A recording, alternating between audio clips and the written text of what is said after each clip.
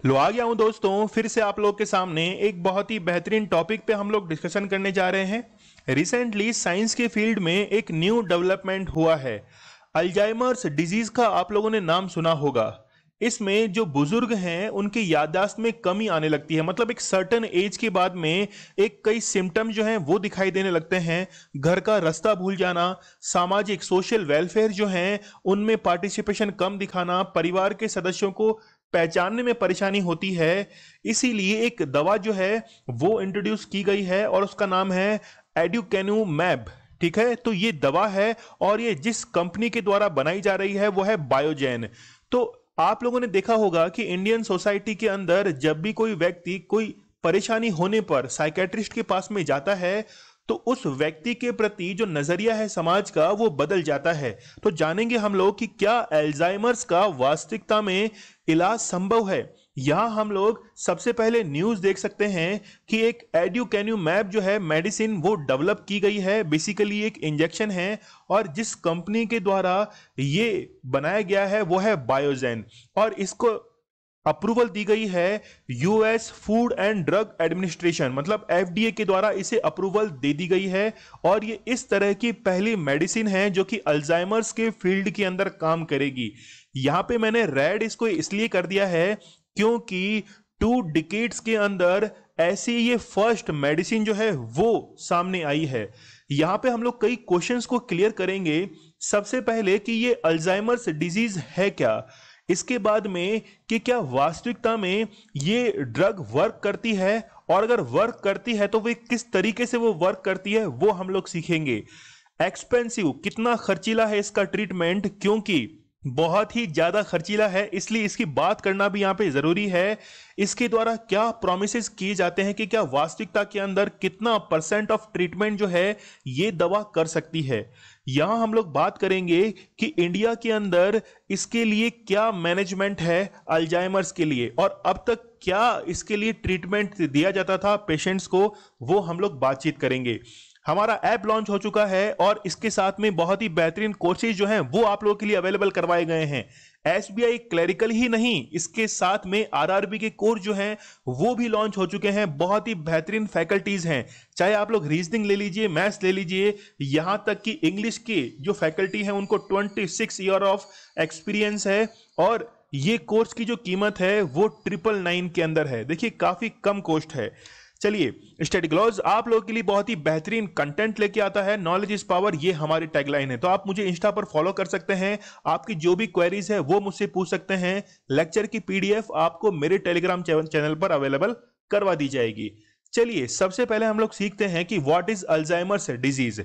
यहां पे आप लोग देखिए कि अल्जाइमर्स डिमेंशिया, 2 वर्ड जो हैं वो कंटिन्यूअसली यूज किए गए हैं लेकिन बोथ आर डिफरेंट। दोनों का मीन्स जो है वो अलग अलग है।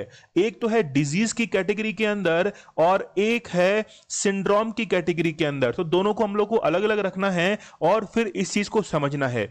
यहां पे हम लोग इसको थोड़ा सा यहां पे इंट्रोड्यूस करना चाहेंगे कि अल्जाइमर्स डिजीज है जबकि डिमेंशिया क्या है, वो एक ग्रुप ऑफ सिम्टम्स है।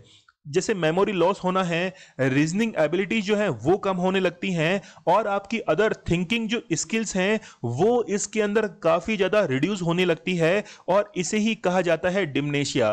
तो हमने इसे नाम क्या दिया है, ये है एक सिंड्रोम।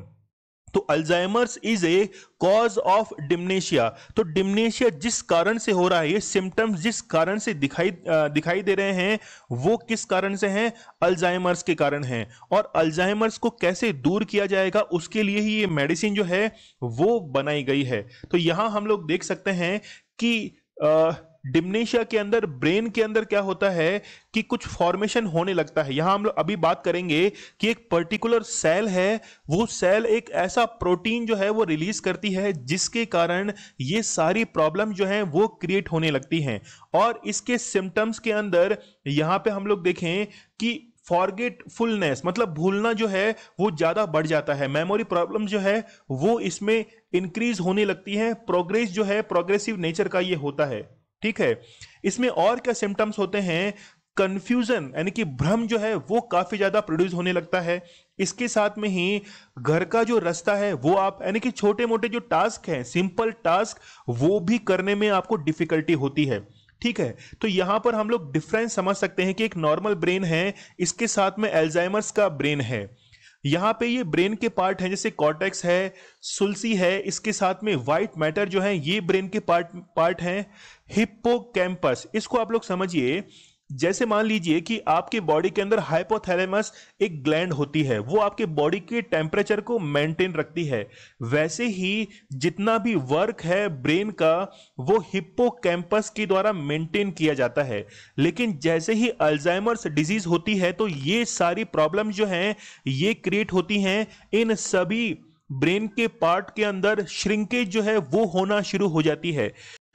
इसके साथ में हम लोग कंपेयर कर सकते हैं हेल्दी ब्रेन को और जो अल्जाइमर्स ब्रेन है इसको। तो आप लोग देख सकते हैं कि एरिया के अंदर कितना कॉन्ट्रैक्शन हुआ है, कितना श्रिंक हो गया है। चलिए अब यहां से आप लोगों का कंसेप्ट जो है वो क्लियर होने वाला है। एक नॉर्मल ब्रेन जो है उसका हिप्पोकैम्पस काफी ज्यादा हेल्दी रहता है, कोई श्रिंकेज यहां पे नहीं हुआ है। इसके साथ में ही सेरिब्रल कॉर्टेक्स जो है इसमें भी कोई प्रॉब्लम नहीं है, ये सभी ब्रेन के पार्ट हैं। और न्यूरॉन्स जो हैं वो आपके परफेक्टली वर्क कर रहे हैं। न्यूरॉन्स जैसे जो इंफॉर्मेशंस होती हैं उनको ट्रांसमिट करने का काम करते हैं, आपके जितने भी प्रोटीन्स हैं उनको एक दूसरे से अटैच करने का काम करते हैं। इसके साथ में ही यदि हम लोग कंपेयर करें अल्जाइमर्स डिजीज ब्रेन के साथ में, तो यहां पे आप लोग देख सकते हैं कि जो वेंट्रिकल्स हैं, टोटल 4 वेंट्रिकल्स आर देयर। और अब जो है इनके एरिया के अंदर थोड़ा सा एनलार्जमेंट हमको देखने को मिलता है। यहां तक कि श्रिंकेज जो मिलता है वो सेरिब्रल कॉर्टेक्स के अंदर और हिप्पोकैम्पस के अंदर श्रिंकेज देखने को मिलता है। अब मेनली हम लोग बात करेंगे यहां पर आकर, यह है कि अल्जाइमर्स को कैसे समझा जाए। देखिए यहां पर लिखा हुआ है ए बीटा प्लगेज, तो यहां पे आप लोग समझिए कि एक सेल जो है वो है एमिलॉइड बीटा सेल। तो एमिलॉइड बीटा सेल जो है वो प्रोड्यूस करती है एक प्रोटीन, और वही प्रोटीन जो है वो चारों तरफ से घेर लेता है, हम लोग कहें किसको, न्यूरॉन्स को। और न्यूरॉन्स जो है वो प्रॉपर वर्क नहीं कर पाते हैं, और जब वो प्रॉपर वर्क नहीं करेंगे तो जो डिमनेशिया है या हम लोग करें कि अल्जाइमर्स के सिम्टम जो हैं वो शो होने लगते हैं। तो अब जो मेडिसिन नई बनाई गई है उसका काम है कि ये जो सेल है जो प्रोटीन डेवलप कर रही है इसी को कम करना है, यही इस मेडिसिन का टारगेट रहता है। यहां हम लोग समझेंगे कि ये ड्रग जो है वो वर्क कैसे करती है।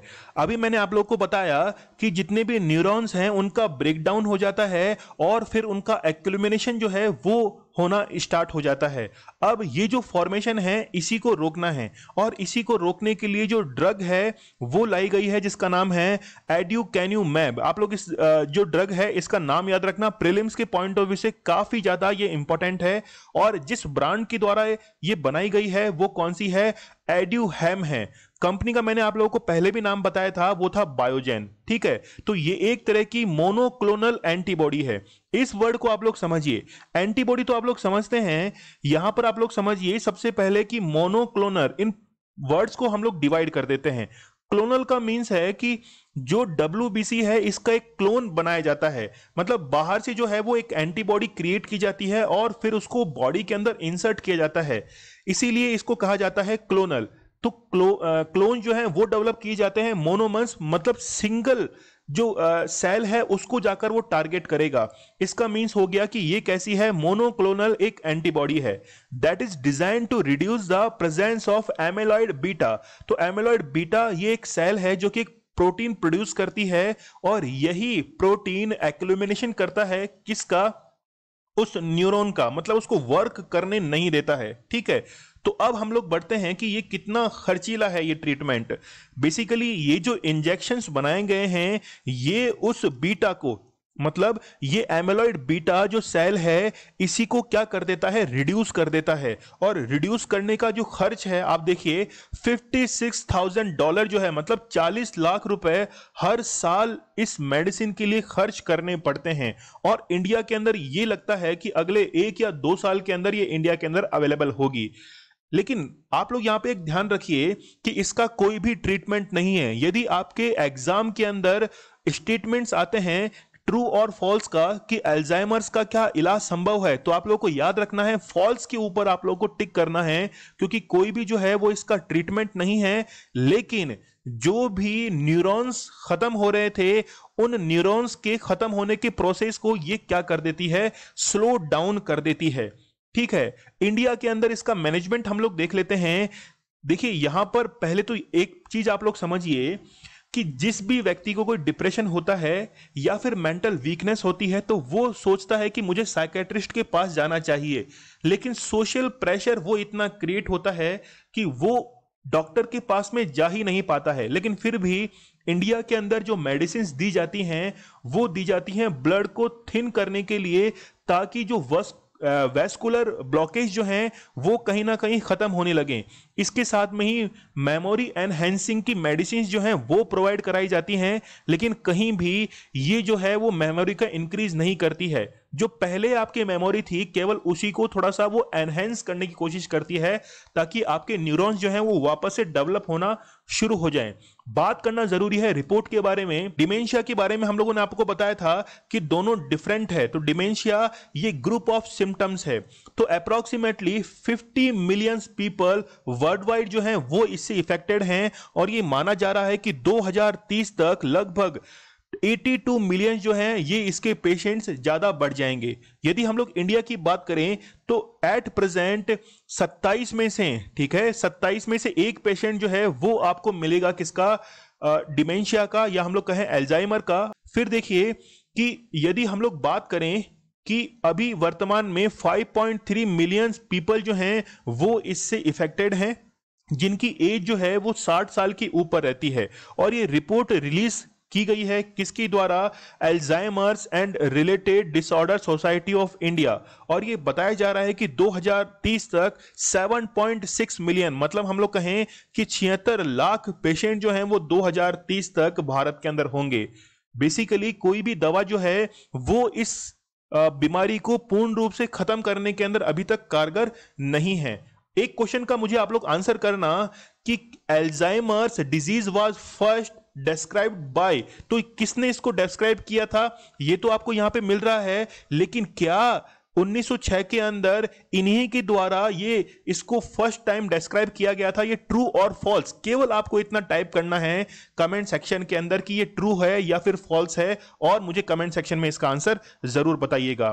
चलिए, स्टडी ग्लॉस आप लोगों के लिए बहुत ही बेहतरीन कंटेंट लेके आता है, नॉलेज इज पावर, ये हमारी टैगलाइन है। तो हम लोग मिलेंगे नेक्स्ट लेक्चर के अंदर, तब तक के लिए धन्यवाद, थैंक यू।